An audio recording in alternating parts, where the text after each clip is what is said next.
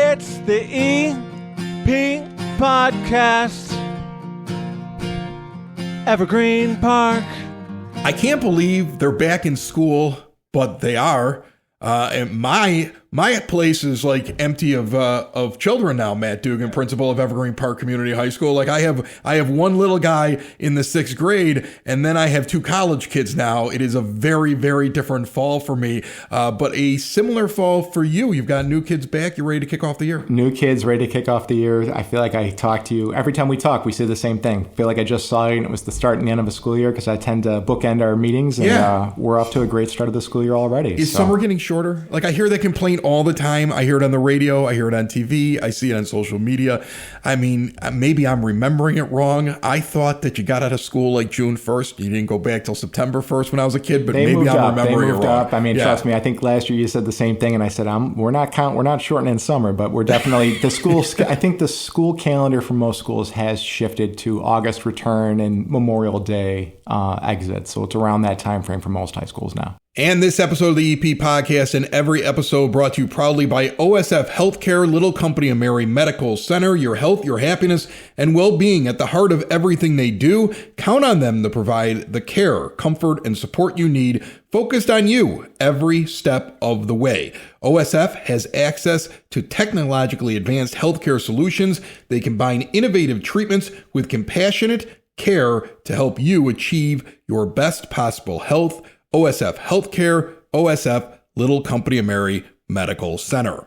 So you've got everybody back. What's new this year? I mean, I would imagine things change every year, whether it be an updated logo on a shirt to a new facility to just new teachers. What's the big news? Well, that's a great point. First, before we get started, I do got to give a shout out to the maintenance team and the secretaries who just got our school off to a great start running. Particularly, the building looks great, spotless, clean. Facilities are updated, roof, all those new things are done. Sports complex had its renovations. The bowling alley is about finished now. So wait, you have a bowling alley? The Evergreen Park Sports Complex has a bowling alley now. I didn't know that. We have a bowling alley. So how many lanes you got there? I believe 8. So that'll be accessible for our bowlers and our team, as well as community members in Evergreen Park for, during when we're not using it for the high school. You want to have a birthday party with your family, go out to the bowling alley and, get yourself a lane. It's cosmic bowling. I hate to cut into what you're talking about here, but I'm astounded by this. And I only am because I'm part of a men's club that has a bowling league. So I go over to 103rd and Cicero. No more bleakers. So you got to go to Arena Lanes, right? Yeah, I go to Arena Lanes. But when you walk in there, all the high schools have their banners in there, but you're the only high school I know of that has 8 lanes for them to go bowl on. I think we are the only high school. Yeah, I've never heard of that because to me, like you can see it, you can tell the kids from the other schools. That's the only time they get to play. You guys have facilities for bowling? As lanes have become more competitive to get for exactly what you're saying, bleakers being gone, Arena Lanes being the only local one, other small family-owned bowling alleys shutting down. Laredo went, and that used to be Bluebird. That's gone too. You can't get lane time. And so our school was fortunate enough working with community members and realizing, hey, this is something that could benefit our students, and not just our students, but our entire community. It's going to be over at the sports complex. And again, it'll be used by our students, but again, open to the community for other events and parties and things like that. Can I just go over there and just practice? I think you would have to do lane time, but I haven't got the final detail. I haven't got the final details on that, but that's something that we're excited to open up to the community. But yeah, opening of the school year is off to a great start. Facilities team did an amazing job, finishing up all their projects and getting everything ready the year. Secretaries, again, who really run the school, doing an amazing job. Huge shout out to my secretary, Ann Sakula, for everything she does to not just keep me on track, but get the school going. And yeah, we're off to a great start. Biggest change, I'd say, in our school for this year from last year is our cell phones. So we had no cell phones really in the classroom. Kids would walk in, they put them on the phone holder. But we just kind of assessed our students, and talking with our student leaders in the building, they said the same thing that we kind of experienced. There's a lot of kids on their phone during lunch. A lot of kids would be on their phone, not socializing. And if you walk through the cafeteria last year, you'd see, kids on their phone texting. And it was that lack of socialization, that lack of communication that we said, we're not just going to take the phones out of the classroom. They're going to stay in your locker all day. I think that's a good idea. And the kids are doing great, and the kids like it. So there's really no pushback. The kids have said, like, yeah, this is cool. We're talking to each other, which is the goal. Like, we don't need a society of students glued to screens. I think that's a great idea. Yeah. And I think that that's really important to do. And I can't imagine any pushback for it because let's be honest, nobody was able to contact me when I was in school when I was younger. And I did just fine. We all did just fine. And I've gotten to the point now where I have to, as an adult, like I have no social media on my phone. I have no Facebook. I have no Instagram. I have no Twitter. I find that when I have to put it on because I have to keep track of something because of one of the podcasts, I get lost in my phone too much. Yeah. So I try to do all my social media off of my desktop. Yeah. I mean, I, as an adult, as a 49-year-old adult, realize what this does to me. I think it's great that you're doing that with the kids. And the kids, like I said, the best part is the kids bought in, the teachers are all on top of it, and we're not getting pushback. And most families are supportive of this. I think everyone recognizes there needs to be a time and place for phone usage and social media, but really at the time, it's not school. And so our schools responded and off to a great start. I had a weird out of left field question for you, but as you're sitting here, you're talking about changes and adapting to technology. My son Dominic just went off to Louisville this year. So he just finished his 4 years of high school. And I remember at the beginning of high school, there was a stay away from anything that's AI. Yeah. It's basically cheating. And by the end of high school, they were teaching him how to use it the right way. How do you guys approach it? So this is my 4th year. And actually one of the first initiatives I had when I came in as principal was to educate our staff and students on AI. Similar to, I'm sure, when you were in school and I'm in school, I'm not dating us, but remember the teachers would say, you're never going to have a calculator in your pocket.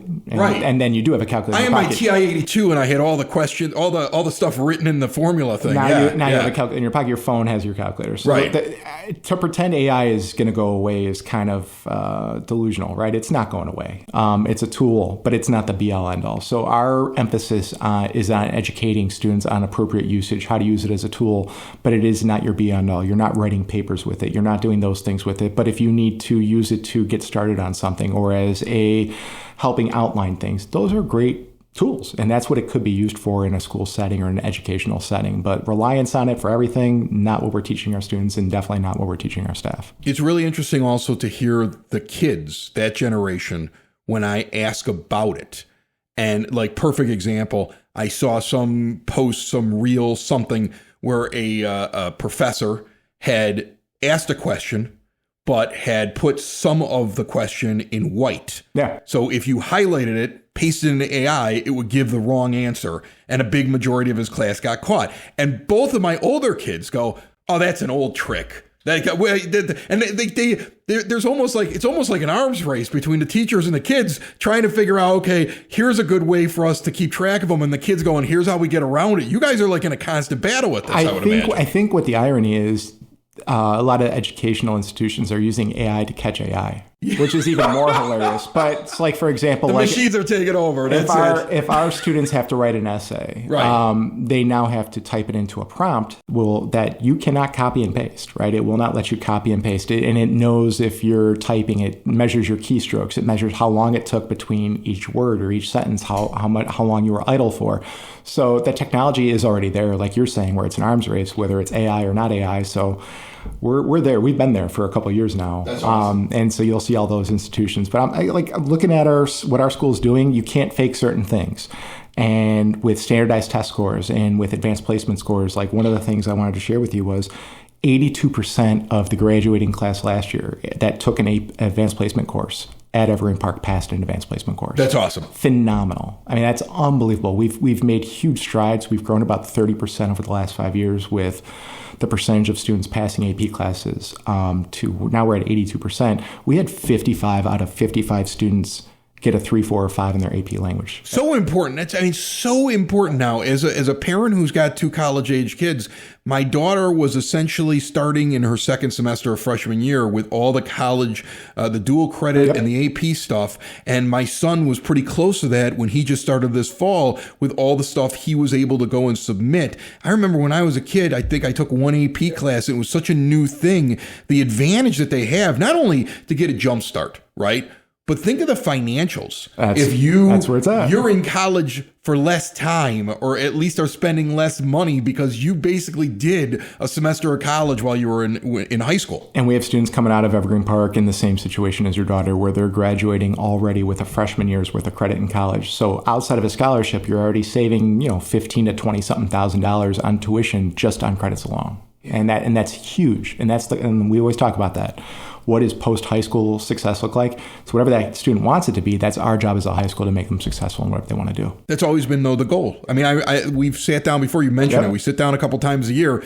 That's always been the goal. I've heard you say it point blank. I've heard it behind the words that you say. It's really not about just those 4 years. No. It's about what are they going to be when they leave, and how do I give them the best opportunity, whether they're going into a trade, whether they're going off to college, whatever their path is. Don't forget, we got the firefighter internship. So again, our kids are going out. Again, thank you to Chief Murphy for kind of organizing and helping us with this, and Chief Hojak for helping out and organizing this. But we got kids going to the firehouse, learning with the fire department while in high school, setting them up for a career after high school, which again, you're giving back. Not only are you going to hopefully give it back to your community and work in Evergreen Park, but you're getting a true look into a wonderful opportunity for yourself. So that's awesome. We're excited about that. Matt Dugan, our first guest of the show, brought to you by Evergreen Social Whiskey and Board Game Tavern, right across the street, actually, from our proud sponsors, OSF Little Company of Mary Medical Center. It's all symmetry here, Matt. Here's the deal. I find bourbons that I can't get unless I get in my car or buy a plane ticket and go down to Kentucky and go to the distillery. I find them at Evergreen Social. Like, one of my favorite distilleries down in Louisville is Peerless Distilling. If you ever get a chance to meet the owner, he's a little wacky. He's got some great stories, and his bourbon's amazing. You can get this extra toasted type bourbon. It's the way that they char the barrel. It's a Peerless toasted. You can get this there in Louisville, nowhere else, but I can get it at Evergreen Social, which is why sometimes they pour it as they see me walk through the door, because they know it's going to be at least one of those for me. The food is incredible. Great crowd. There's board games for you and the kids and the family to play. And then there's also these really intricate games for those that love to do the big intricate games. And if you ever wanted to get into those, they teach you how to do it. If you're a collector, if you're a game player, if you're a bourbon drinker, if you want to get out on date night or bring the family out, there's something for everyone with an incredible menu and an incredible drink menu on top of the food menu. Check it all out. Evergreen Social Whiskey and Board Game Tavern, 2855 West 95th Street in Evergreen Park. See more at evergreenparksocial.com. We just started off the weekly show with Coach Ram. All right. Watching over the football team, watching what they're going to do this year. They're going to have a nice season this year. Yeah, you seem pretty excited about it. I'm excited. Garrett Kazmarowitz was just named in the Tribune as one of the top 50 players to watch out for. So we're very excited about that. I know we have some other players that are saying, hey, I should be in the top 50 too. So looking forward to a great season. I know Coach Ram's really excited. The rest of the fall sports are kicking off right here. I think golf's already 2-0. And then volleyball and cross country and swim are all about to kick off. So we're really excited about the start of the school year. Obviously, our big capstone is going to be our Fan Fest. Our Fan Fest, again, is open to everyone in Evergreen Park. It is September 25th. Yes. And it starts at about 4 o'clock.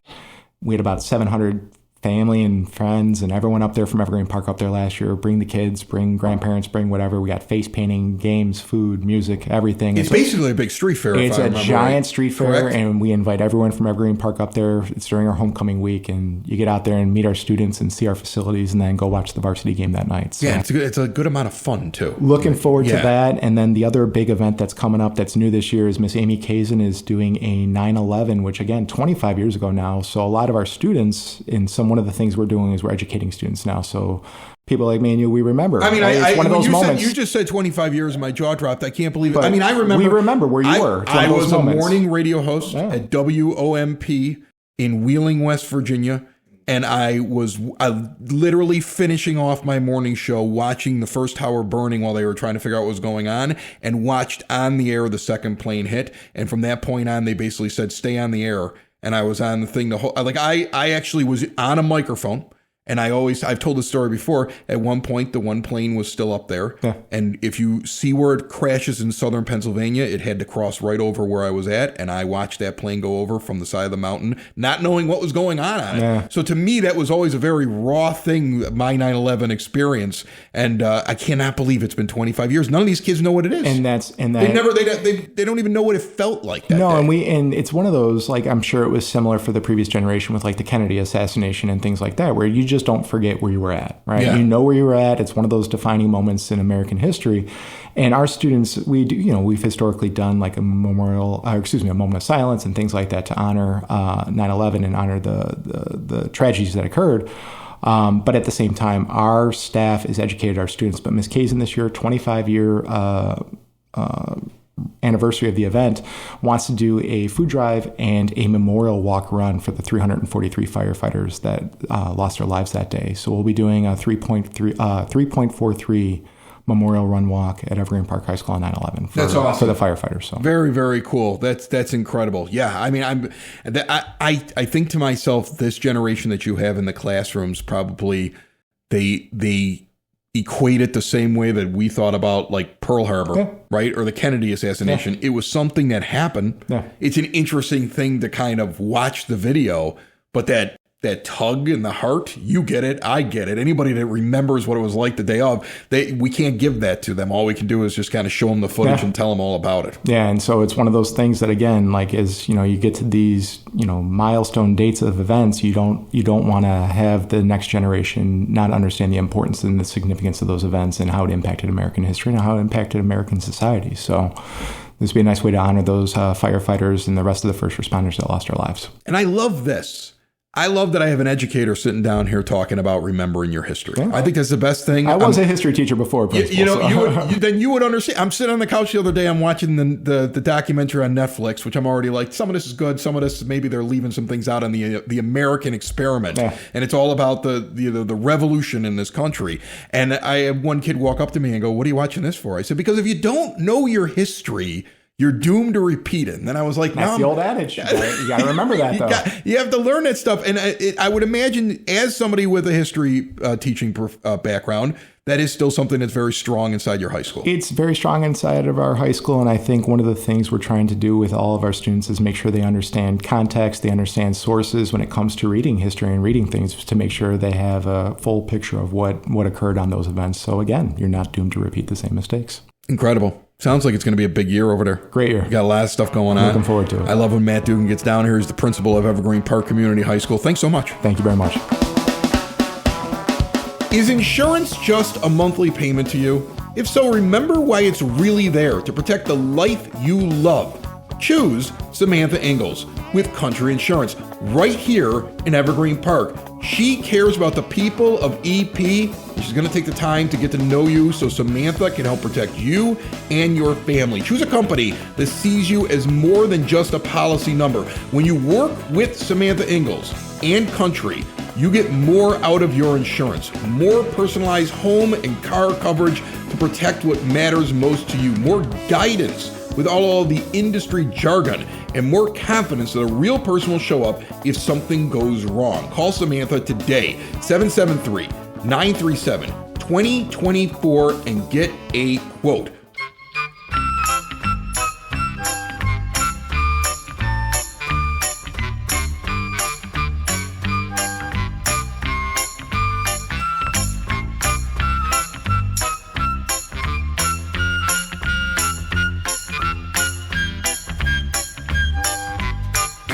It is now time for your EP podcast, Word on the Street, brought to you by Spoken Vine Wine Bar and Bottle Shop, northeast corner of 95th and Kedzie.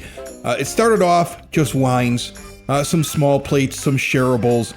This is one of the best kept secrets for those that haven't been there in a while or never stopped by in Evergreen Park, because it's a full-on restaurant with an incredible menu, not only for the dinner crowd, but their lunch menu is something to definitely check out. The wines are still there. Hundreds of them.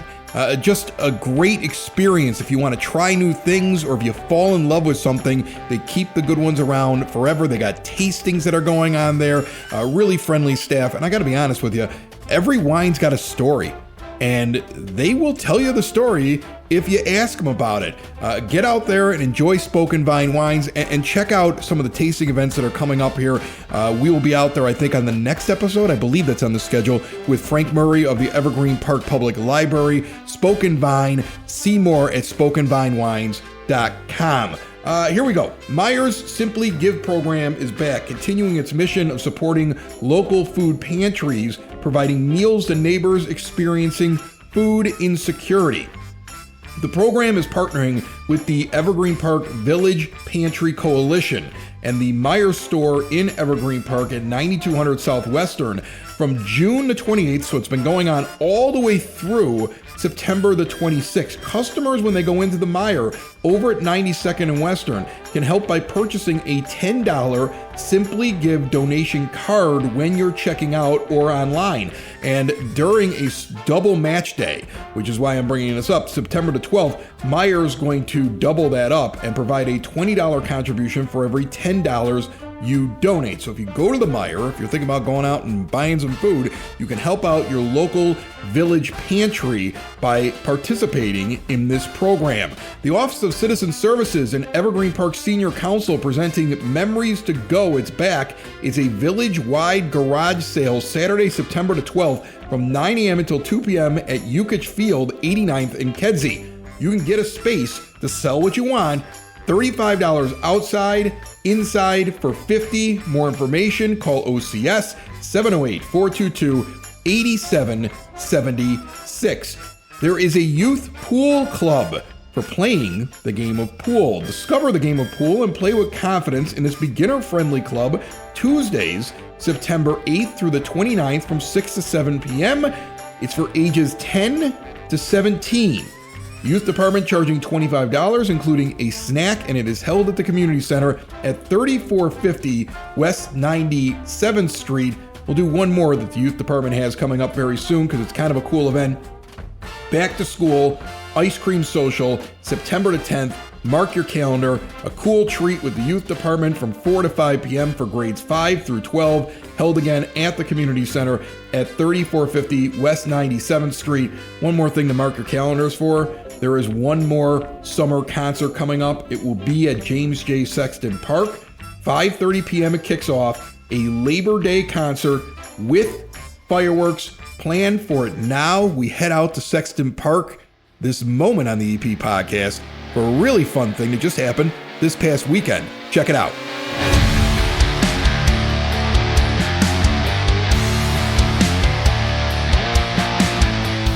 I'm at the Happy Bark Dog Park, which has been kind of a mouthful for me to say on the air for the last couple of podcasts. I have the last two village clerks of Evergreen Park with me. I have the current village clerk, Kelly Duffy, and then I have Kathy Aparo, who is really enjoying retirement from what I've been able to tell today. And we're celebrating 10 years, Kelly Duffy. Tell me about this event that we're at right now. So, yes, in celebration of our 10-year anniversary here at the Happy Bark Dog Park, we decided to have a coffee hour this morning. So we have treat bags for the dogs that include some toys, things like that. We also have temporary tattoos for kids and families, coffee, donuts, just a little morning thing. We often see a lot of coffee clutch people here in the morning, so we just thought we'd do that and just celebrate the dog park. And it's a beautiful day, 72 degrees on a Saturday, and you got a huge crowd for this event. I saw you the other day. Yeah. We just saw each other in passing. You're like, I don't know who's showing up for this. I hope we get some people. This place is packed. Are you excited? I am excited. I'm thrilled. I mean, we have over 500 dogs registered in the village, so it could have been 5 of us. It could have been 500. I didn't know what to expect, but I'm grateful for the beautiful day. Everyone seems to have a good time. We had some best-dressed dogs. It's just been a fun morning. And Kathy Aparo, you were the village clerk when this started, and everybody keeps telling me this was your baby. This is one of your projects. What's it like to see where it is now 10 years later? It's fantastic. It's, it takes a lot of work, and not to be a smart aleck, but it does take a village to do these things. And at the time, Jim Sexton was our mayor, and Jim kept saying, what are we going to do with the park? We have 50 acres. We want to do this. We want to do that. And people would write into us. They'd email us. They'd call at that time before there was texting. And they would say, how about a dog park? And we thought it was really a great idea. So along with the Public Works Director, myself, my deputy, we started to tour other villages' dog parks. And we realized that it was a tremendous undertaking for something that we had imagined would be just let the dogs run loose and have a good time. Turned into... I like how that was the original idea. We'll just put them in a field. We'll just let them do their thing, right? They have 50 acres, let them, and lots of trees, so everybody will be happy, And it kind of went from that to a more of a structured plan for big dogs, small dogs, medium-sized dogs. And to watch the progression of it over these past 10 years, it fills my heart with joy. As a dog owner for many, many years, to see people who can just come and relax. Not all of us have huge yards. We all don't live on Circle Park lots, all right? I happen to live on the corner, and I have a very small lot and a very small yard area for my dog. So this is one of the places where he can come and just go crazy if he wants to, but usually he just sits in the shade and relaxes. But, it's just a wonderful thing, and it's good for people to get to know their neighbors. It's good for the dogs to get to know each other, and it really is a commitment from the village, because you can see all the work that goes into this. The fences, the grass, the little shade areas, all of that was researched so that we were doing the right thing for the dogs and for the owners. In the shade areas, I asked you about this earlier. I was like, well, did you plant all these trees? Because they're perfectly set up for this. And you're like, no, this used to be a golf course. These trees were here. This was Bay Bayern's Evergreen Country Club golf course, and this, I think, was about the 6th hole. And we used to shoot up this way, and every one of these trees, I'm an avid golfer, and I've hit every one of these trees. And I think sometimes the squirrels actually took my ball and went up the tree with it. And I used to have to take lost ball shots. But we used to call that hill, we kept the hill. Former Mayor Vacco, I golfed with him, he used to call that Mount Sarabachi. And that was the hill on Iwo Jima. And he was a medic. That's how much he hated that hill. Oh, yeah, he hated it. And we would play, and of course, he always won, no matter what. It'd be like, no, Mayor, you got it. You got this hole, yeah. But we kept that for the snow, for the winter time. And as a kid, living here all my life, we used to go grab cardboard and just, no toboggans, no nothing. Just real simple, We didn't have a lot to do back then, so that was like the highlight of the winter, was get your cardboard out and just go play on the hill. And we still have it, and it's a great thing. It brings back so many memories. A lot of them I can't share here, but... You're retired. You can say anything now. My heart. I'll keep them in my heart. Kelly, this park, I don't think everybody knows about it.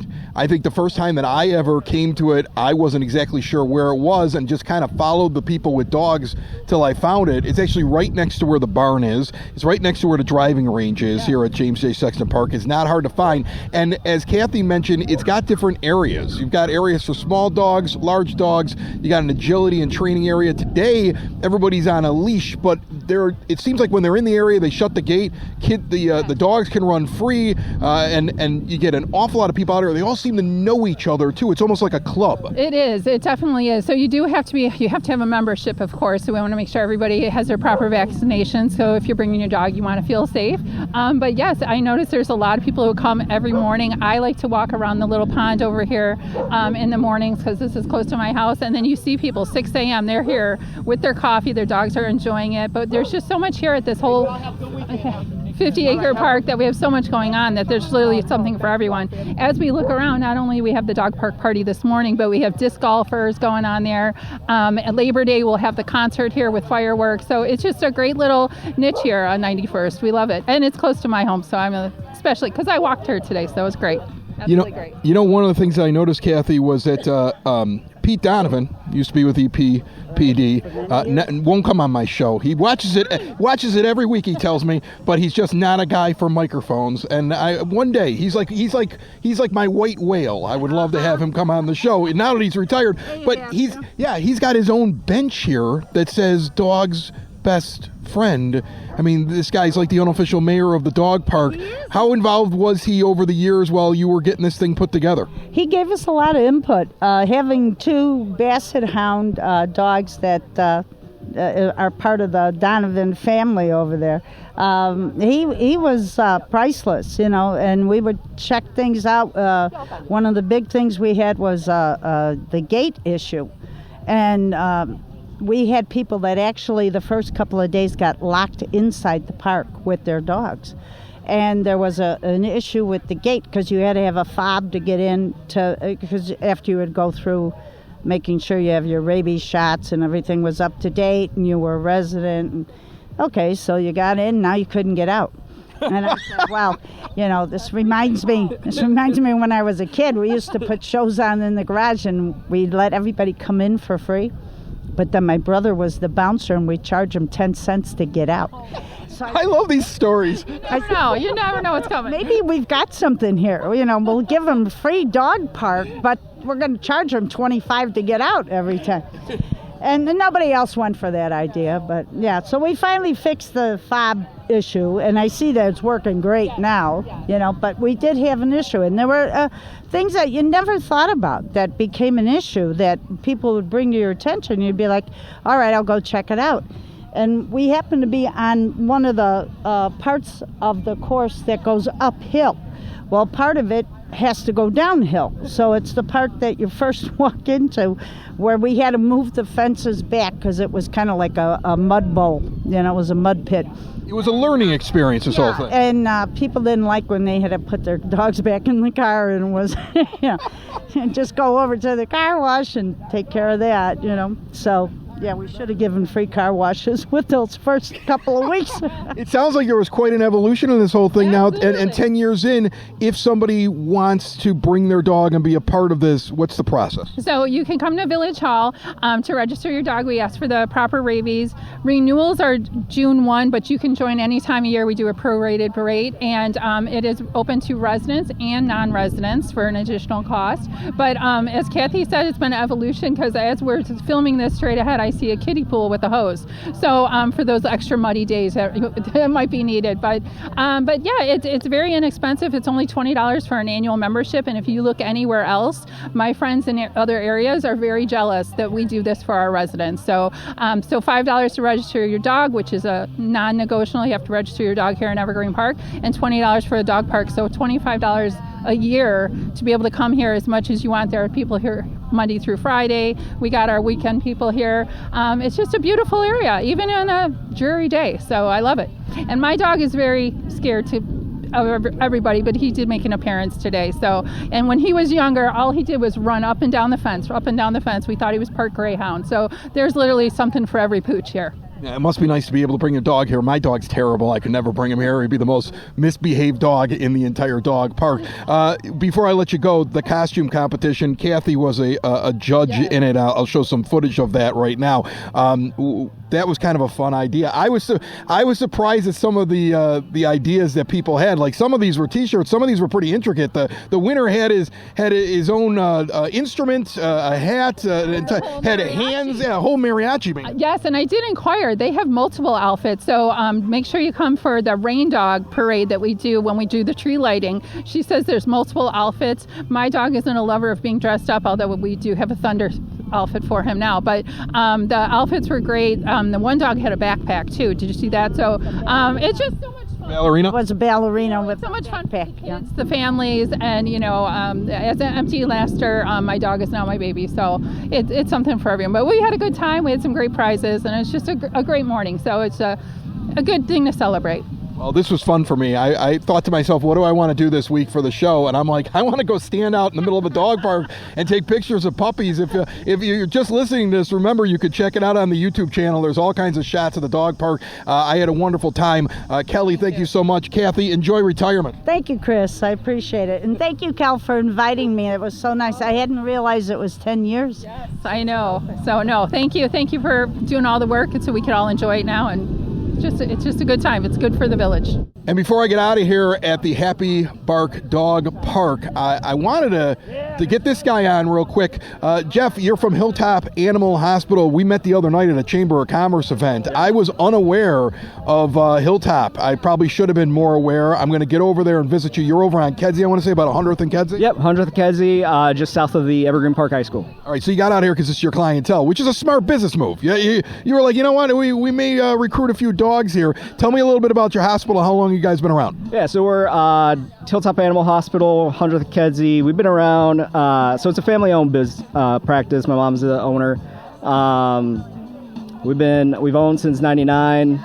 Grew up in the community. I thought, when they reached out and said, "Hey, we're doing this," I was like, "Oh, this is perfect! Like, come out and be around all the dogs and try to drum up some business." What's the number one animal you see? Is it dogs or is it cats? Or I once had a ferret, but I'm sure you don't get a lot of those.